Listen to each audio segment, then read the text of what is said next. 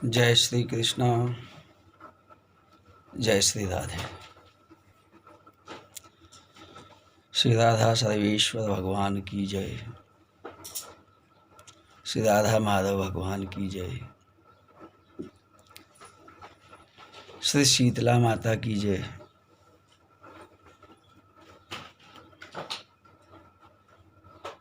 आज का विषय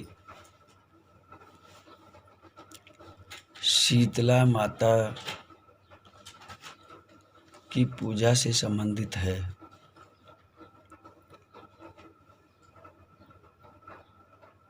इस वर्ष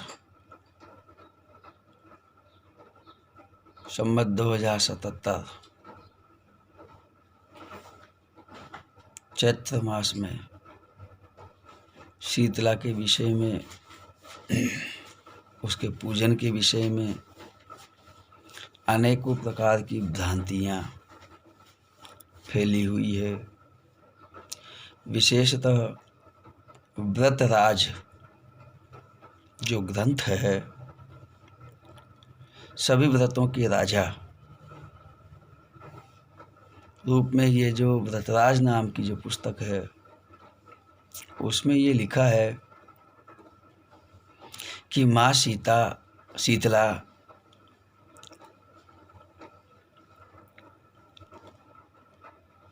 की उत्पत्ति के विषय में श्रावण मास की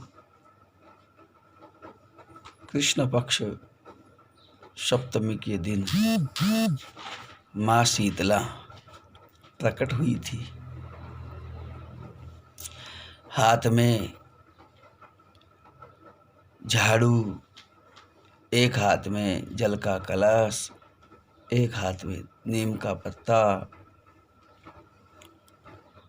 और सूर्प कहते हैं छाछले को, ये लेकर के गर्दभ की सवारी की माँ शीतला की, इसके रूप में माता का यहाँ धरती पर आगमन हुआ।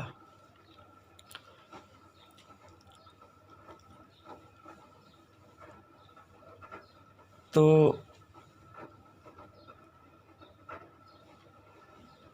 ये हम चैत्र में जो शीतला माता की पूजा करते हैं, ये हम मास पूजा के रूप में करते हैं।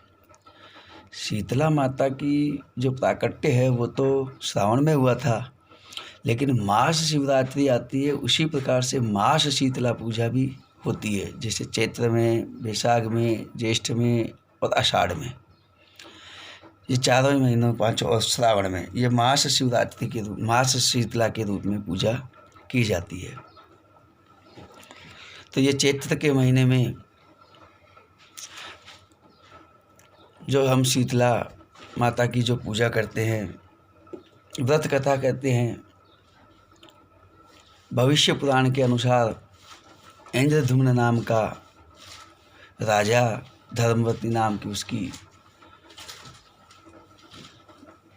पत्नी जो थी, उसके विषय में कथा आती है। और चैत्र के अंदर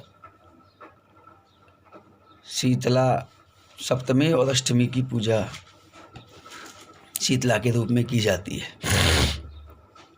स्कंद पुराण में तो अष्टमी की पूजा बताई है, शीतला की पूजा अष्टमी की बताई है। स्कंद पुराण के अनुसार शीतलाष्टक स्तोत्र की रचना भगवान शिव ने स्वयं लोक कल्याण के लिए, जगत के कल्याण के लिए ये शीतलाष्टक स्तोत्र बनाया। पौराणिक कथा के अनुसार भगवान ब्रह्मा से ये शीतला माता का प्राकट्य हुआ। साथ में शीतला माता ने शिव के स्वेद से उत्पन्न, यानी पसीने के द्वारा उत्पन्न ज्वरासुर नाम के दैत्य को लेकर के आई थी।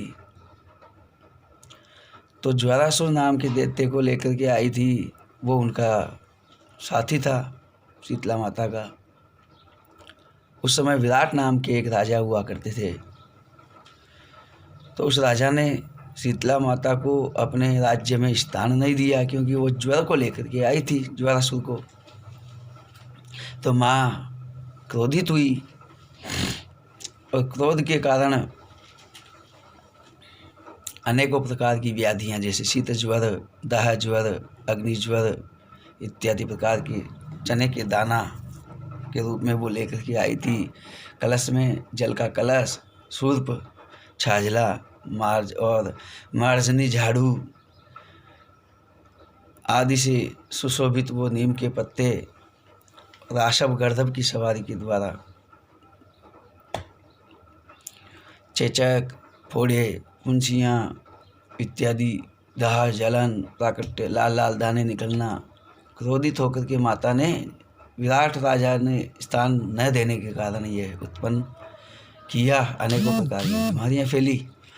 तो उस समय उन बीमारियों से बचने के लिए चेचक इत्यादि है, रोग ज्वर है, लाल लाल दाने हैं, अग्नि ज्वर, दाह ज्वर इत्यादि से बचने के लिए, माता के क्रोध को शांत करने के लिए शीतल पेय पदार्थ, दूध, जल इत्यादि शीतल ठंडी वस्तुएं का माता को ठंडी वस्तुओं के द्वारा उसका पूजन अर्चन किया ताकि माँ शीतल हो, उसका क्रोध शांत हो।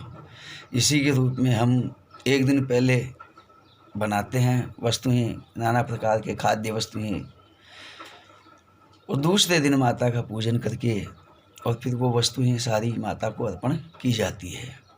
उसको बोलते हैं बासी वस्तुएं माता को अर्पण की जाती है, ठंडी वस्तुएं, इसलिए उसको बासोड़ा के रूप में हम बोलते हैं और माता को अर्पण किया जाता है। ये शीतलाष्टमी।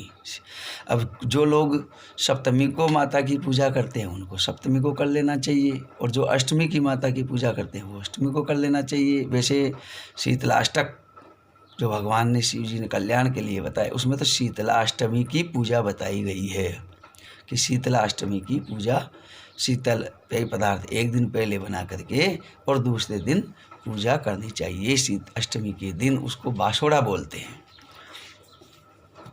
जैसे मान्यता है, अपनी मान्यता के अनुसार।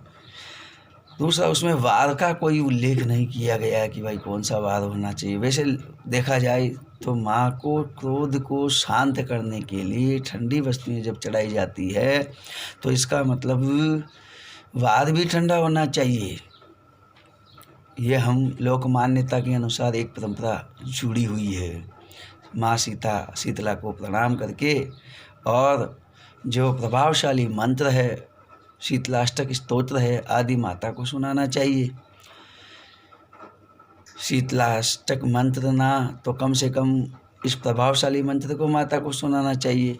वंदे हम शीतलाम देवीम राशवस्थाम दिगंबरम मार्जनी कलशोपेताम शूर्पालंकृत मस्तकम। इस मंत्र के द्वारा, प्रभावशाली मंत्र के द्वारा माँ को अर्चना करनी चाहिए। इस प्रकार से शीतला के विषय में जो भ्रांतियाँ हैं उसके विषय में मैंने आपको बताया। फिर आपको जैसा यथोचित लगता है उस प्रकार से कर लेना चाहिए। वैसे माँ की पूजा तो सदैव करो, कौन मना करता है, रोज़ करना। इसमें भगवान की पूजा करने से, माँ की पूजा करने से वो कोई ऐसा नहीं होता है। लेकिन शीतलाष्टमी की पूजा इस प्रकार से होती है। स्कंद पुराण के अनुसार शीतला सप्तमी की पूजा करने वाले को शीतला सप्तमी की पूजा कर लेनी चाहिए। लेकिन इस वक्त आपके क्या है, शनिवार, कलडेवार को, उग्रवार को अगर आप मानते हैं तो शनिवार को बना करके रांधा पोवा करके और फिर दीतवार को माँ की पूजा कर लेनी चाहिए। और सोमवार को ठंडा वार है, उस दिन गोधरी की पूजा कर लेनी चाहिए। इसमें कोई प्रकार का दोष नहीं है। और एक दिन पहले पूजा करने से क्या होता है, जैसे शुक्रवार को हम पूजा कर रहे हैं तो पंचमी और षष्ठी क्षय है, तो टूटती हुई तिथि में हम माता की पूजा कैसे करें। और मान लो कर भी लें तो शुक्रवार को माता की पूजा कर ली तो फिर शनिवार को गोधरी की पूजा उग्र दिन में कैसे करें। ये एक पारंपरिक परंपराओं के अनुसार लिखा है कि यद्यपि शुद्धम लोक विरुद्धम न करणीयम न करणीयम न करणीयम, इस वाक्य के अनुसार विचार करके जैसे हम पूजा करना चाहते हैं उस प्रकार से कर लेना चाहिए। बोलिए माँ शीतला मैया की जय। माँ जगत जननी जगदम्बा मैया की जय। श्री राधा सर्वेश्वर भगवान की जय।